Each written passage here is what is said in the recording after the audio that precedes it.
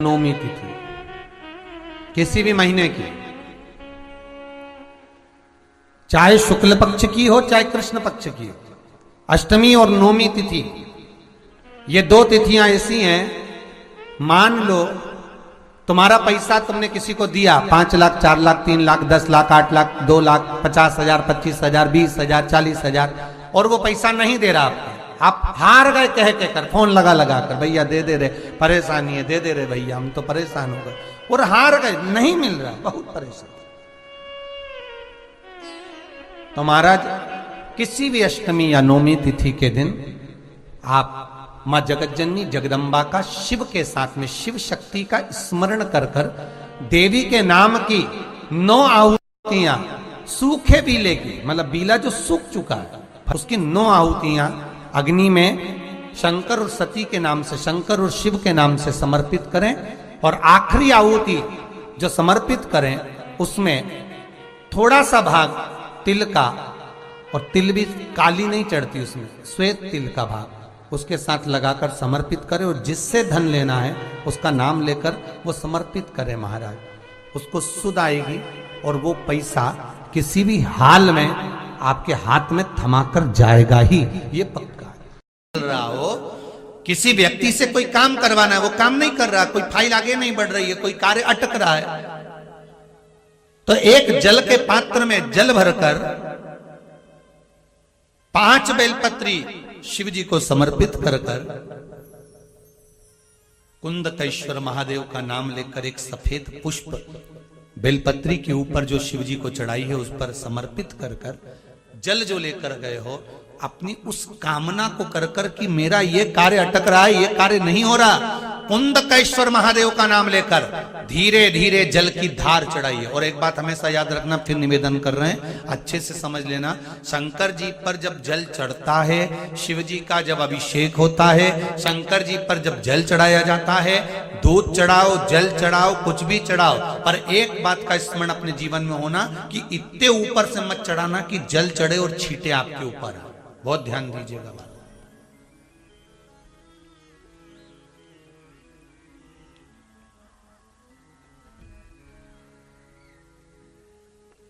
यहां तक वर्णन करा गया है कि शंकर जी का जल चढ़ा हुआ जहां से बहकर जाता है ना, उसको लांगा तक नहीं जाता। यहां लांगते हैं क्या? नहीं ना, परिक्रमा भी करेंगे तो वहीं से लौट कर वापस इधर जाएंगे। शिव जी का जहां से जल बहकर जा रहा हो, चढ़ा हुआ जल जहां से बहकर जा रहा हो, उसको लांगा तक नहीं जाता। और कई लोग बड़े बड़े आनंद में शंकर जी पे इतनी ऊपर से जल चढ़ाएंगे तो वो छींटे पूरे अपने ऊपर आना चाहिए, शरीर पर आना चाहिए। नहीं नहीं, उसका दोष है महाराज, उसका दोष है।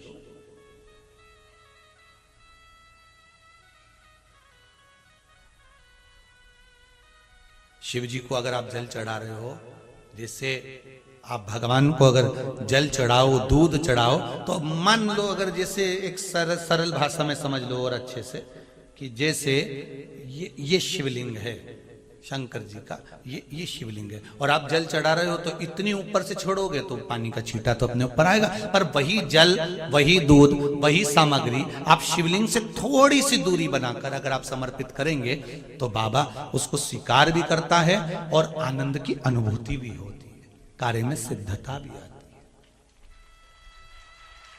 कार्य में उसकी सिद्धता भी। अब तुम तो ऊपर से छोड़ रहे हो जिससे वो पानी तुम्हारे ऊपर ही आए, तो वो एक अलग प्रसंग है, वो एक अलग विषय। बहुत ध्यान देना महाराज, भगवान को कभी भी कोई भी सामग्री, जैसे भगवान के मंदिर में अगर फूल चढ़ाने जा रहे हो, भगवान के मंदिर में अगर पुष्प समर्पित करने जा रहे हो, तो फूल का मुख अपनी ओर नहीं होना चाहिए। फूल का मुख कहां पर होना चाहिए?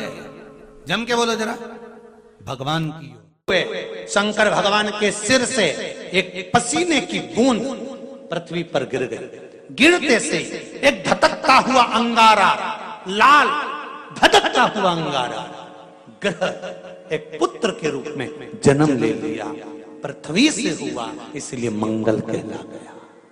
धधकता हुआ,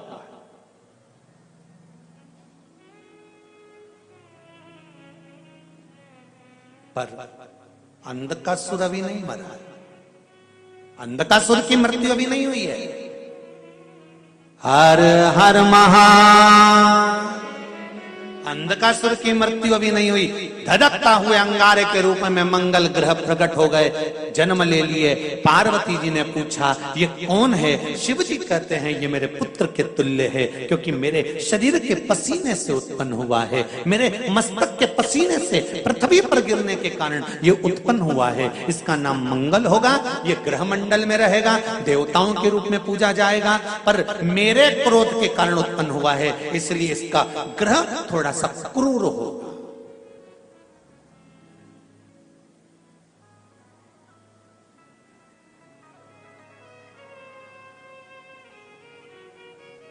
एक बात बहुत ध्यान से सुनिएगा, विवाह, शादी, संतान प्राप्ति, विवाह के बाद में विवाद या किसी नए कार्य के लिए आगे बढ़ रहे हैं और उसमें अड़चन आ रही है, तो एक बार किसी ज्योतिष आचार्य के पास जाकर पूछना, वो बता देगा या तो मंगल या शनि कुछ ना कुछ, कोई ना कोई क्रूर ग्रह तकलीफ दे रहा होगा। ज्योतिष आचार्य के पास जाएंगे, वो कहेगा। जितने भी ग्रह हैं, चाहे राहु हो, केतु हो, मंगल हो, शनि हो, बुध हो, भौम हो, सूर्य हो, ये सारे जो ग्रह हैं ये शंकर भगवान के शिवलिंग के पास में विराजमान है, शिवलिंग के पास में विराजमान। कभी मौका मिल जाए, विवाह शादी में देरी हो रही हो, या कोई नया कार्य चालू कर रहे हो उसमें देरी हो रही हो, या कोई सर्विस के लिए, नौकरी के लिए जा रहे हो और वो कार्य नहीं हो रहा हो, तो एक धतूरा, केवल एक धतूरा, उस धतूरे को फोड़कर उसके अंदर का फल निकालकर उस फल को शिवलिंग पर चढ़ाकर एक लोटा जल शंकर भगवान को समर्पित कर कर आइए। दिन होना चाहिए मंगलवार। कौन सा दिन होना चाहिए? जम के बोलो जरा, मंगलवार का समर्पित करो। उसके बाद में आप विवाह के लिए अगर समर्पित करे हैं तो विवाह में देरी नहीं होगी, व्यवसाय और व्यापार के लिए या नौकरी के लिए समर्पित करे हैं तो उसमें देरी नहीं होगी। एक विदल और उत्पल नाम के दो राक्षस थे, असुर। दोनों ने उपद्रव मचाया। एक बार विदल उत्पल माता पार्वती जी के पास में गए और जगतजननी जगदम्बा जी के स्वरूप को देखकर उनकी ओर आसक्त हो गए। मां को क्रोध आता है। माता पार्वती ने गणेश जी के हाथ से कुंदुक लिया। कुंदुक जानते हो? गणेश जी के हाथ में एक शस्त्र होता है एस जैसा, वो कुंदुक कहलाता है। कुंदुक को लिया और माता पार्वती ने उस कुंदुक को फेंककर विदल और उत्पल दोनों का संहार करा। भगवान के चरणों में जाकर वो कुंदुक गिरा।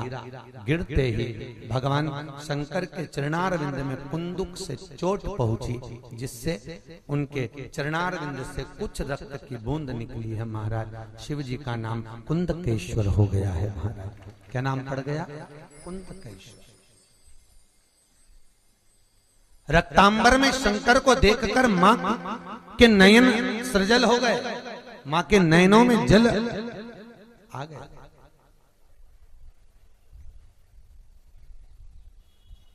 इसलिए माता पार्वती ने भगवान शंकर से वर मांगा, भोलेनाथ आज के बाद आपके शरीर पर रक्तांबर ना दे, रक्त ना दे। महाराज चंदन चढ़ेगा, अष्टगंध चढ़ेगा, हल्दी चढ़ेगा। अच्छा, कई लोग कहते हैं महाराज जी किसी किसी शास्त्र में हमने जैसे एक लाइन इसमें ही पढ़ लो, लिंगाष्टक इसमें शिव के शरीर पर मां कह रही है रक्तांबर ना दे।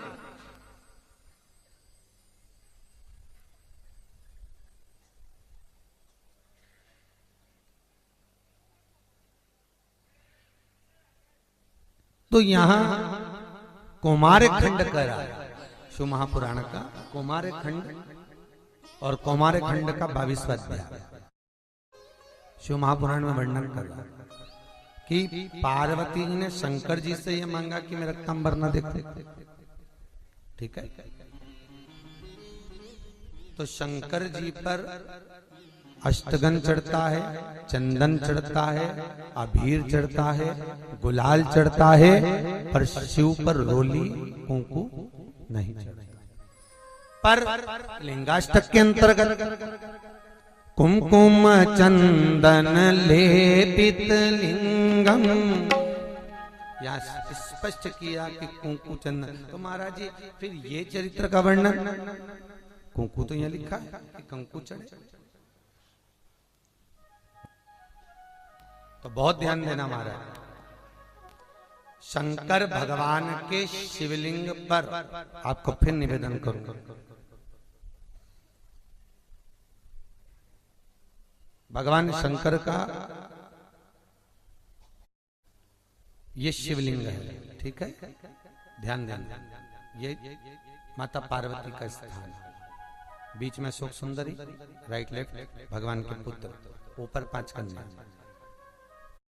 अम्बा माता पार्वती ने भगवान शंकर से जो मांगा है, आपके शरीर पर रक्तांबर ना दे। ठीक है, आपके शरीर पर मैं रक्तांबर ना दे महाराज, क्योंकि कोई भी पत्नी अपने पति को कभी रक्त में सना हुआ नहीं देखना चाहिए। कोई विषम समस्या यदि आपके सामने खड़ी होती है, विषम समस्या जिसका कोई निराकरण हो ही नहीं रहा, सब दूर हाथ जोड़ लिए, सबसे कह लिए, सबको प्रणाम कर लिया, सबसे बोल दिया, सबसे विनय कर ली, तो भी वो समस्या मिटी नहीं रही है, तो हमारा निवेदन है 5 बेलपत्र, 5 दुर्वा, दुर्वा जानते हो, दूब दुर्वा, 5 दुर्वा, 5 बेलपत्र, 5 कनेर के पुष्प शिव जी को समर्पित कर कर उसी 1 लोटे जल से 5 बार शंकर भगवान को जल चढ़ाना प्रारंभ करिए।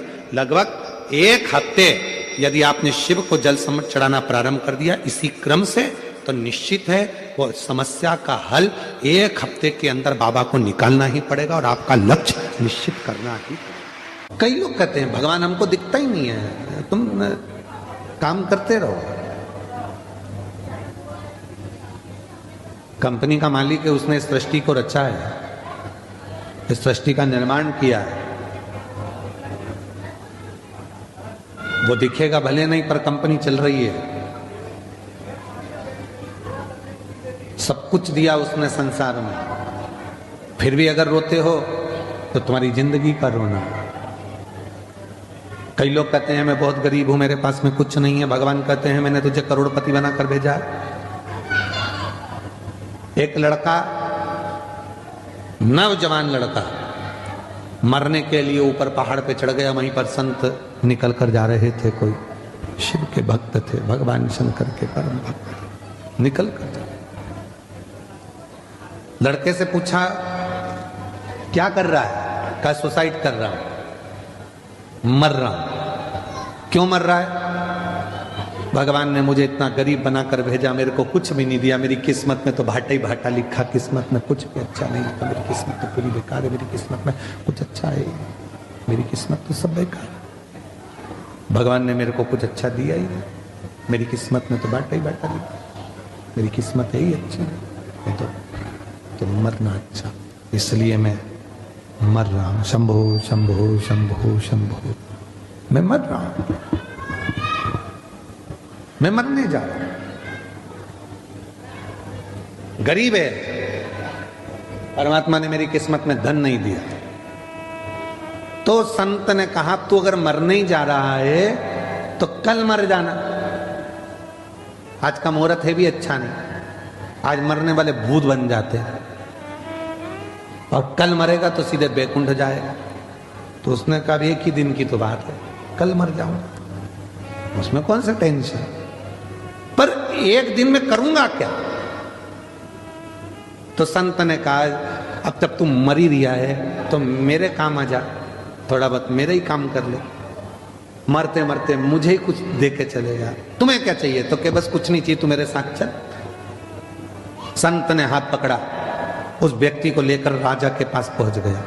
राजा ने देखा मेरे गुरुजी आए, प्रणाम। गुरुजी ने आशीर्वाद दिया, राजन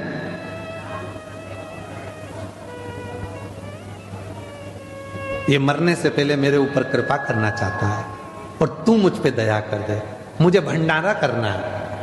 भंडारा करना है? हाँ, पर मैं किसी से पैसे मांग कर नहीं करूंगा। मैं इस व्यक्ति को लेके आया हूं, इसकी दोनों आंख खरीद ले। राजा कितने पैसे देगा बोलो? राजा ने कहा एक आंख का 1 लाख, 2 लाख रुपए दिए। ठीक है। इतने में बाजू में लड़का खड़ा था, मैं काय को बेचूं मेरी आंख?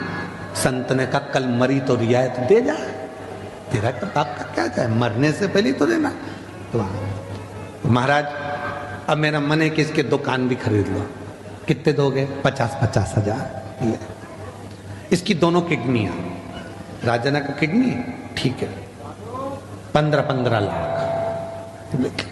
पांव 5-5 लाख, हाथ 8-8 लाख, 1,12,00,000 का हिसाब बन गया।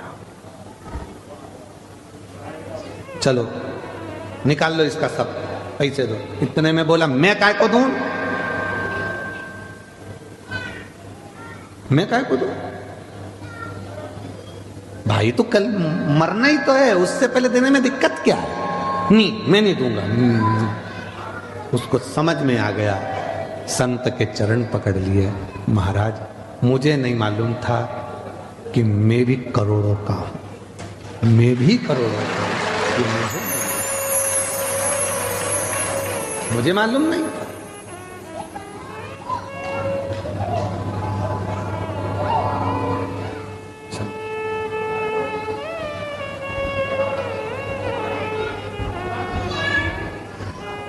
मुझे मालूम नहीं था कि मैं करोड़ों का हूं। आज मुझे मेरा ज्ञान हुआ, आज मुझे मालूम पड़ा कि मैं करोड़ों का हूं। हम अपने आप को कमजोर समझते हैं, हम अपने आप को खाली समझते हैं, हम अपनी कीमत नहीं समझ पाते। जिस दिन हमने अपनी कीमत को जान लिया, जिस दिन हम अपनी कीमत को समझकर, जिस दिन हमने हमारी कीमत को समझ लिया कि परमात्मा ने हमको जन्म दिया है, वो परमात्मा ने अगर हमें संसार सागर में भेजा है तो खाली नहीं भेजा है। उसने कुछ सोच समझ कर, कुछ विचार कर कर हमको इस संसार सागर में भेजा होगा। कहती है जिसके शरीर में काया का रोग हो जाता है, सोराइसिस जैसी बीमारी हो जाती है, खाल निकलने लगती है, चेहरे पर कालापन आ जाता है, आंखों के नीचे कालापन आ जाता है, या शरीर में काले काले धब्बे पूरे शरीर में कहीं पर भी पड़ जाएं, डॉक्टर का इलाज करवाओ, डॉक्टर को शिव मानो, जो दवाइयां दे वो खाओ, जांचें करने की बोले जांचें कराओ, पर साथ में एक काम और करो, शंकर भगवान को 5 बेलपत्र 5 दुर्वा समर्पित कर कर एक ही लोटे से 5 बार थोड़ा थोड़ा जल सुंदरेश्वर महादेव के नाम से चढ़ाओ। कौन से महादेव? सुंदरेश्वर महादेव। जो जल चढ़ाया है उस जल को कटोरी में झेल कर लेकर आओ। 5 दुर्वा में से 1 दुर्वा 1 बेलपत्र उठा कर लिया आओ। बेलपत्री को सुबह के समय खा लो, दुर्वा को प्रदोष काल में खा लो, और वो पानी को पूरे शरीर पर 5 बार लगाना चालू कर दो। शरीर में कितना भी अगर कालापन आ रहा होगा, छट्टे पड़े होंगे, सोराइसिस जैसी बीमारी भी होगी, तो लगभग 1.5 महीने के अंदर पूरा काया ठीक होना प्रारंभ हो जाएगी। सुंदरेश्वर महादेव का इतना महत्व।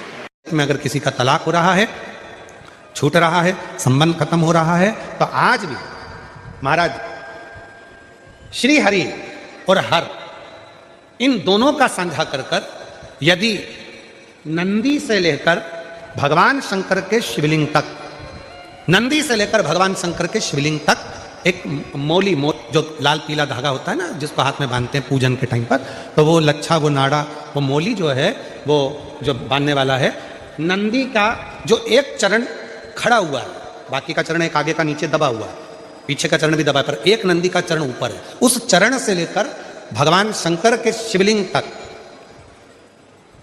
एक सूत्र को बांधा जाए। और उस सूत्र को 7 जगह पर बेलपत्र रखकर उठा लिया जाए, और उठाने के बाद में किसी भी बेलपत्र के वृक्ष के नीचे वो 7 बेलपत्र समर्पित कर कर वो धागा लेकर 7 परिक्रमा अगर बेलपत्र की करी जाए, और जिससे संबंध टूट रहा है उसी से वापिस प्रेम बढ़ाया जाए, तो वो स्मरण कर कर अगर 7 परिक्रमा उस धागे के साथ में कर कर हाथ में अगर बांधा जाए, तो कितना भी दम लगा ले कोई व्यक्ति तलाक हो ही नहीं सकता। स्नेह बढ़ेगा ही, प्रेम बढ़ेगा ही, वो टूट नहीं सकता, उसको तोड़ा नहीं जा सकता। पार्थिव बनाने के 3 क्रम है। पार्थिव बनाने के 3 क्रम है। पार्थिव शिवलिंग का जो निर्माण करा जाता है उसके 3 क्रम। रोग की मुक्ति के लिए अगर पार्थिव बनाया जाता है तो उस मिट्टी में थोड़ा सा जल और थोड़ी सी दुर्वा का पानी उस मिट्टी के अंदर डाला जाता है। अगर कोई बीमारी है, वो बीमारी नहीं जा रही, पार्थिव के 3 क्रम बने। अगर कोई बीमारी नहीं जा रही है तो आप पार्थिव शिवलिंग अगर बनाते हो, मिट्टी का शिवलिंग बनाकर पूजन करते हो, तो उसमें जल मिट्टी में और दुर्वा, दुर्वा बोलते हो कि दूब बोलते हो, जो गणेश जी को चढ़ती है दुर्वा, उसको पानी में डालकर उस पानी को मिट्टी में मिलाकर फिर पार्थिव बनाया जाता है रोग की मुक्ति के लिए। दूसरा,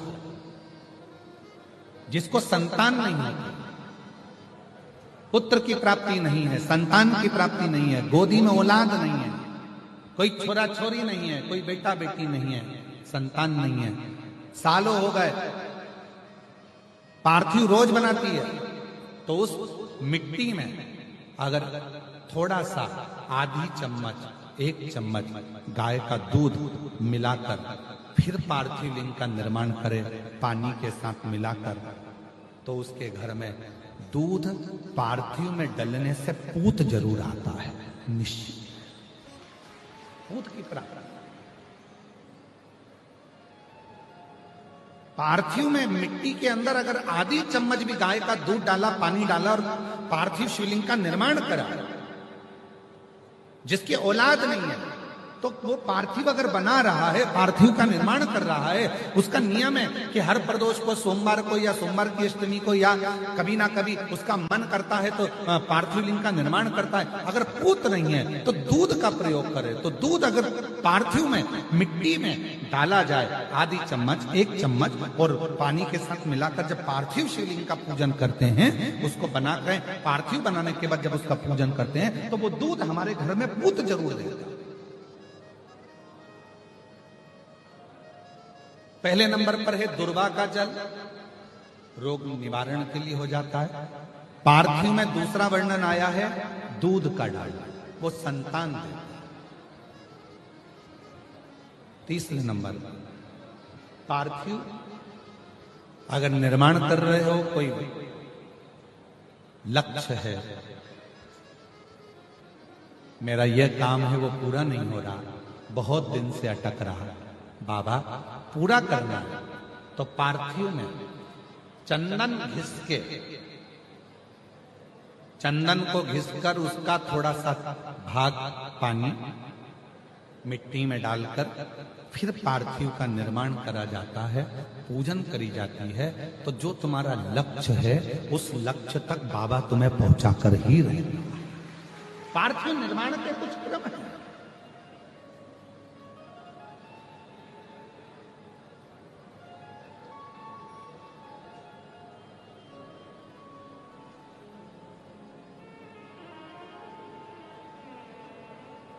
पार्थिव कैसे बनाया जाता है, किस कार्य के लिए बनाया जाता है? कई बेटियां ऐसी हैं, गुरुजी 32 साल की हो गई, शादी नहीं हो रही। गुरुजी लड़का 38 साल का हो गया, शादी नहीं हो रही। गुरुजी 28 साल का हो गया, शादी नहीं हो रही। तो भाई पार्थिव बना रहे हो ना, उसमें थोड़ा सा गाय का घी उस मिट्टी में थोड़ा सा 2 बूंद भी डालोगे तो बहुत है, और पानी से मसकर फिर उसका निर्माण कर कर फिर पार्थिव की पूजन करिए। कैसे विवाह नहीं होगा? भोले बाबा शादी करा के ही मानेगा। पार्थिव बनाने का नियम है। ऐसा नहीं है कि केवल पानी में मिट्टी को घोल लिया और पार्थिव लिंग का निर्माण कर लिया। हम 1.25 लाख बना रहे हैं, हम 2 लाख बना रहे हैं, हम 5 लाख बना रहे हैं, हम 1 करोड़ बना रहे हैं, हम 20 करोड़ बना रहे हैं। बनाओ, मना नहीं है, पर पार्थिव बनाने के भी अलग अलग नियम है। कौन सी चीज के लिए, किस चीज के लिए पार्थिव बना, किस चीज के लिए पार्थिव।